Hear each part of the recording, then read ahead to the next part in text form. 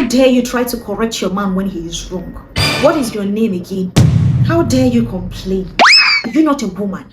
You're supposed to take all sorts of rubbish from him because he is a man and you're a woman. Your job is submission. Your job is slavery. Your job is not freedom. Your job is just to comply. Do these things for your man. Your job is to swallow their shittiness because you're a woman. Who is a woman without enduring this control? Why do men confuse dominance with leadership, masquerading control as submission? And why are women conditioned to accept it even though it breaks them? Most men do not want a submissive woman. They just want a woman with no self-esteem. I said what I said. Tighten your seatbelt if you want to see me prove it, because I am going to dissect this one after the other until there's no meat left on the table. Welcome to Love in Court with Lioness Judith Oge, a sanctuary for honest minds and wounded souls. I am your host, a woman shaped by truth, strengthened by experience, and dedicated to guiding you into deeper understanding. Today we are going to be talking like grown adults who are done suffering in silence. This is where your healing begins.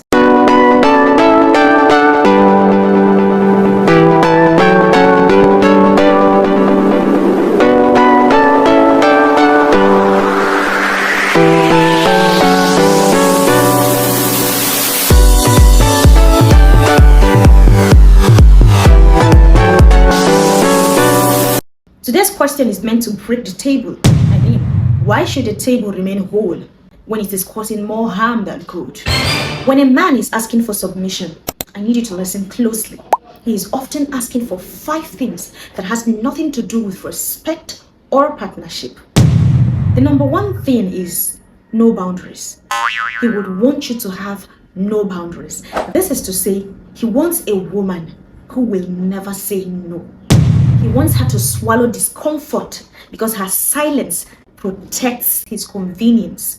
The funny thing is that seeing women who tolerate this is very easy. The number 1 thing they do is they apologize when the man raises his voice. They avoid asking for fairness because a submissive woman should not be asking for fairness. The other thing is you see them forgiving the same mistake repeatedly, even if it's like 1,000,000 times. The number 2 thing is constant availability. These men want you to be constantly available for them. They want you to be at their beck and call. Come here, you are here. Cancel your plans, you're there. You literally have to cancel everything that makes you exist just because you want to fit into their own schedule. They literally want you to cancel your world just for their mood. They want someone who waits by the phone. They simply want you to rearrange your life to enable you to be there whenever they decide they need you by their side. These kind of men hate it when you keep friends. They don't want you having no friends, if possible, no family members who they feel is going to make you know what's up. They literally want you to quit friends, skip events, pick their calls by 3 a.m. even after ghosting you for like 3, 4, or 5 days. Because in their communication, in their own ego, in their defense, you're a woman. All they want you to know is nothing but submission. Tell me how this is not control. The number 3 thing is emotional labor on tap. They want you to be their therapist, their PR agent, their comforter. Not like it is bad for you to be these things for your man, but without returning the favor. It's not like they're going to do the same for you. These men want you to understand, and take note of the little things that happens in their life. Not like they're going to do the same thing to you. How is that fairness? How is that submission? How is that not control? You will see yourself changing job.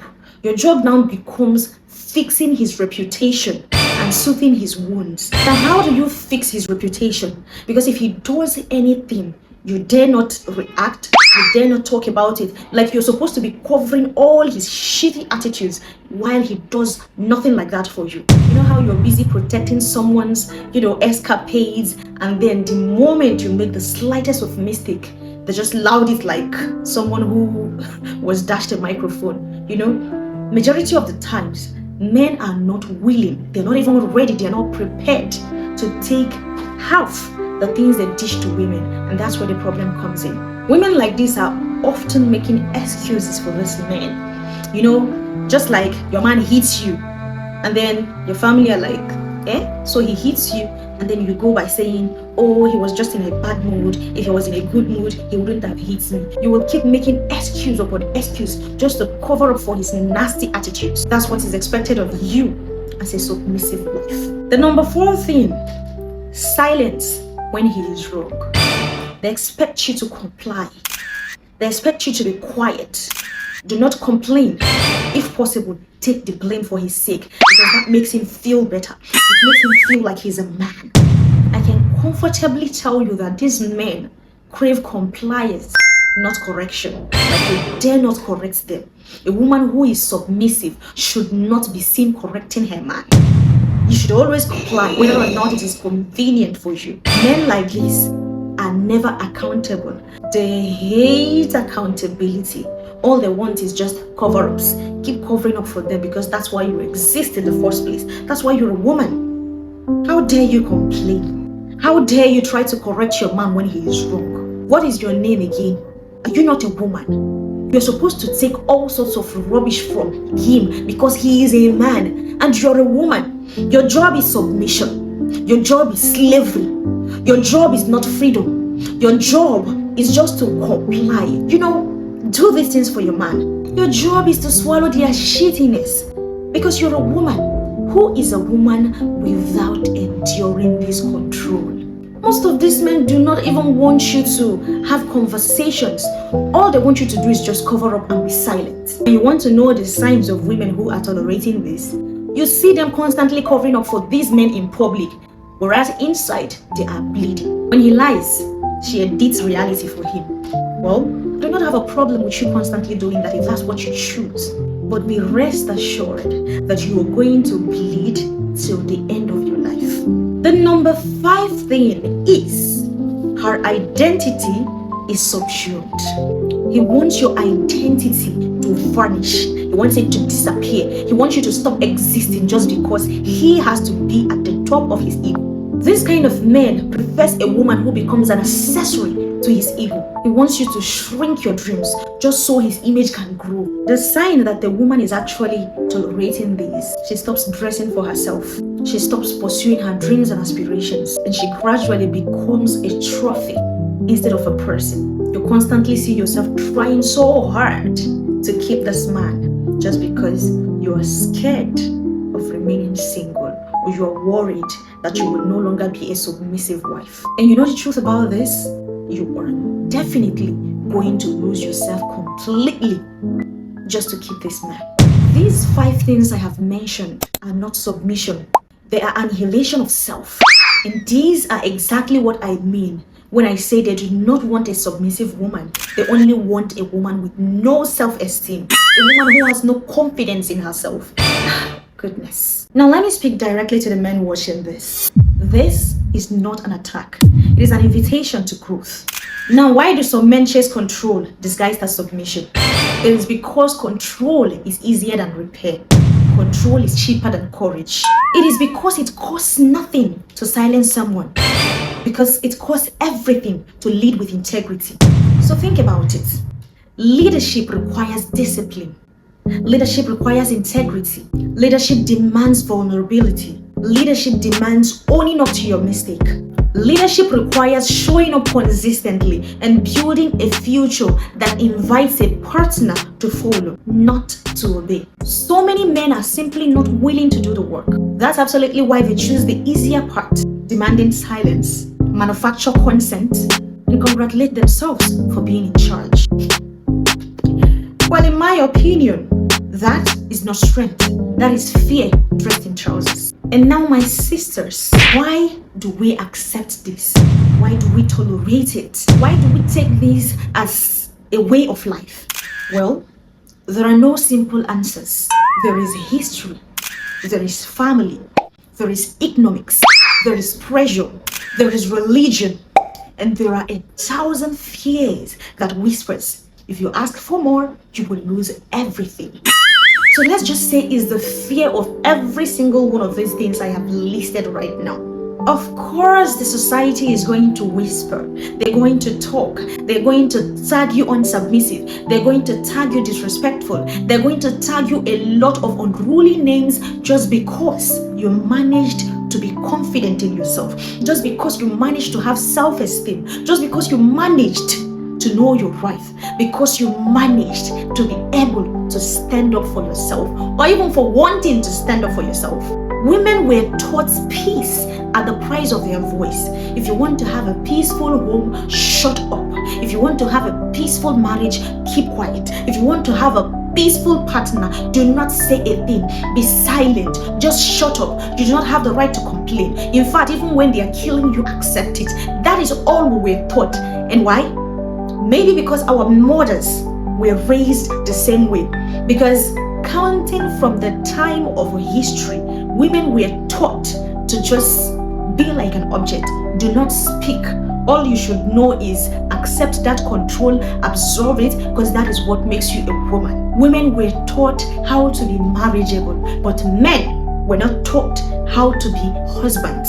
This has been going on from time immemorial, and that was passed down to us by our parents. You can bear me witness that growing up, every single time they tell you, oh, do this, sweep fast. Is that how you want to become a wife? Is that how you want a man to see you and want to marry you? You know, but the boys were not taught. Do this way so that you can marry somebody's daughter. Do this way so you are marriageable. The men were brought up as alphas of our life, and we were raised to be slaves to these men. Women were taught to be small just so we can protect these men's ego. We were taught to accept crumbs as provisions. But you know what's funny about this whole thing? Surviving in the short term has cost us our souls in the long term. Even when it is draining you and seizing life out of you, you stay because you're scared of being alone. You stay because you are hoping that he will change. You simply have to stay because you were taught that loyalty simply means tolerating pain. But loyalty, my love, should never require self-erasure. It shouldn't require you erasing yourself off the surface of the earth. That's not what loyalty is. I am going to tell you this one thing for free. If submission costs your joy, your ambitions, your dignity, then that, my love, is not sacrifice. That is surrender. Let me put flesh on this with two real stories. A man brags about the perfect wife who never argues, who accepts anything he does or says. But behind closed doors, she's exhausted from running his home, from her job, his calendar, and his image. He calls it her being supportive. He calls it submission. And this is the same man who never asked, are you happy? Is this what you want? Is this how this home should be? Or should I tell you the interesting thing?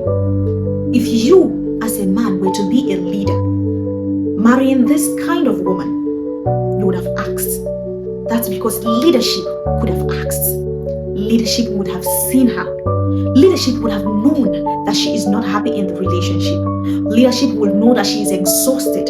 Maybe she needs a break. Maybe, that's what leadership does. But controls makes you feel, what's the big deal? She's a woman. That's her job. It simply takes away human sympathy from you, making you feel like you're the head of the house and every single thing should be as you want it.